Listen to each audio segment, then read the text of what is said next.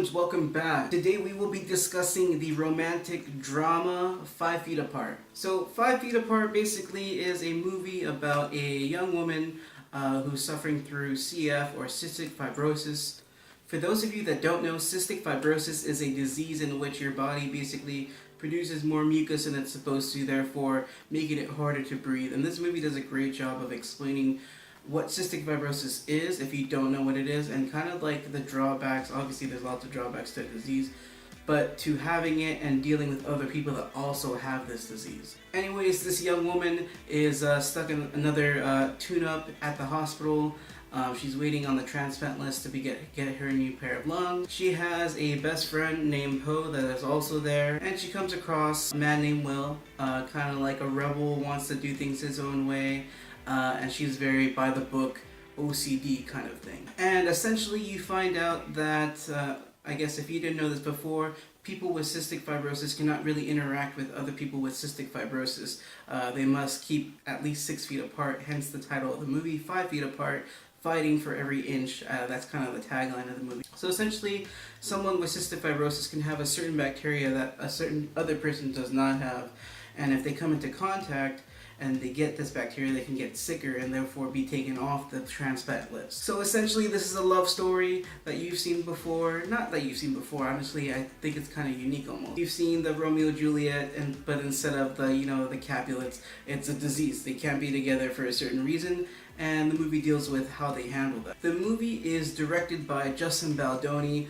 You probably better know him for the hot guy that takes off his shirt in Jane the Virgin. I guess his name's Raphael. He's been on that show for 5 years. This is his first directorial feature-length debut. He has directed other shorts, documentaries, other TV episodes, but this is his first time directing a full-length movie. Stella, the young woman that I explained to you before, the main, not protagonist, but the main character basically that you're following around, or one of the two main characters, is played by Haley Lou Richardson. She's also been seen in Split, which I was actually surprised to see that was her. It wasn't a big part. She was one of the teenagers that was also kidnapped. Alongside her as the other main character that she falls in love with in this hospital that also suffers CF is Will, played by Cole Sprouse. Cole Sprouse is best known for, I guess in recent memory, playing Jughead on Riverdale. He has been acting since he was a little kid. He was in Friends, he was in Big Daddy, he was in The Sweet Life of Zack and Cody with his twin brother. I'm assuming on these other shows they probably took turns, because twins, you can only work so much as a kid, so they probably switched on and off. But The Sweet Life was the first show where they were both on screen at the same time playing twin brothers. The best friend of Stella that is also not primary focus, but it also serves as a supporting character in this movie. Also was in the movie Nacho Libre as the little kid that was super bored of the beans and just wanted a salad. This is obviously a sad topic or a sad material to cover, but there is a lot of humor sprinkled in, obviously. Sometimes dark humor, sometimes just humor. But definitely a good movie to watch. Basically, everybody did a good job. In my opinion, Haley Lou Richardson probably did a better job, just how passionate and like how visceral her sadness and her frustration with her condition and the way she was able to portray that on the screen. She probably did a better job than maybe Cole Sprouse did. Especially in some of the sadder moments. Another thing that I was pleasantly surprised to find out when I walked out of the movie is that this movie actually worked with the Claire's Place Foundation, which is a foundation that provides financial and emotional support to families dealing with cystic fibrosis, whether it's to the family or to the people who actually have this disease. And I thought that was very touching, especially since it's not really something that they were super marketed about. It wasn't really talked about. It wasn't they're trying to do this to sell tickets. They just did it for the good of doing it, as well as the actors and the crew interacting with a lot of people that suffered with this disease to basically present this disease in a genuine fashion, in a factual fashion. They tried to do its justice in the way they portrayed that to us as the audience. So yeah, like I said, essentially Stella is in here. She's trying to get her lungs, and Will, he already has a bacteria that prevents him from getting a lung transplant, and it's just their struggle. But there were a lot of times throughout the movie that kind of had me on it, because I'm a bit of a germaphobe. So some of the moments where they absolutely have to stay 5 feet, 6 feet apart, and then like you see people like hugging one and then hugging the other, and it's just like, oh, but like what if you transfer this? Because apparently this bacteria that can be transmitted across from person to person is very, very, very contagious. Like a cough or a sneeze or a touch, like if somebody that has CF gets this, they are like taken off the transplant list. So there was times where me as a person, I mean obviously I don't have this disease, but I am sort of a germaphobe.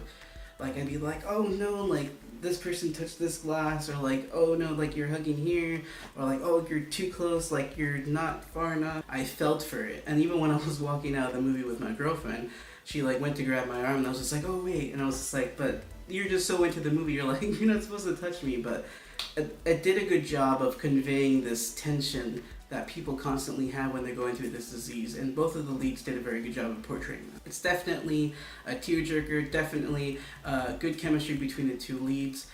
Leaves you happy, leaves you sad, and it kind of leaves you not only understanding and respecting that disease and the people who suffer from CF, but also the cast and the crew for what they did to prepare for this role and what they did behind the scenes to, working with such a foundation.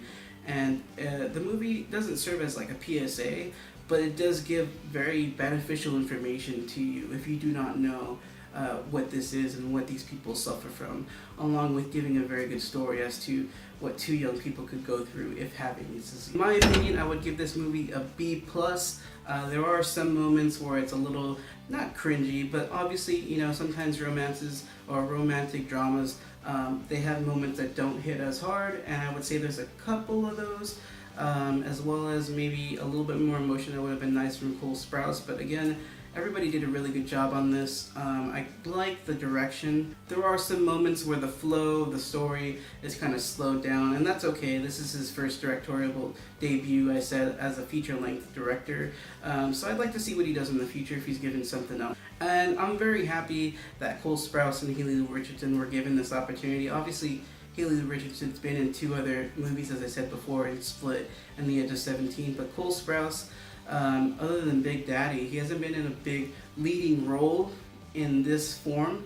It's always been TV, and I'm happy with what he presented, and I'm hoping he's given more opportunities because he did do a good job, and he seems like a really good guy behind the scenes. But yeah, guys, as I said, B+, definitely check this movie out before it leaves theaters.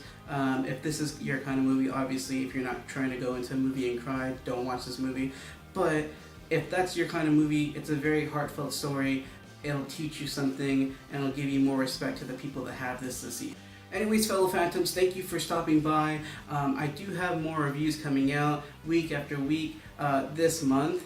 We have Us coming out, we have Shazam coming out, we have Dumbo coming out, and I will be putting those reviews out as soon as possible after these release dates. And I try to do these movie reviews as spoiler-free as possible. And if there ever is a spoiler, I always warn you beforehand to, click off or to pause it or forward it, however.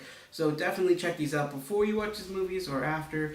Or, like months, days, who cares? Just keep rewatching my stuff, that's cool too. If you're not subscribed, please hit the subscribe button down below. Hit the bell so you know every time I'm going to be bringing new reviews and rankings or news videos to you in the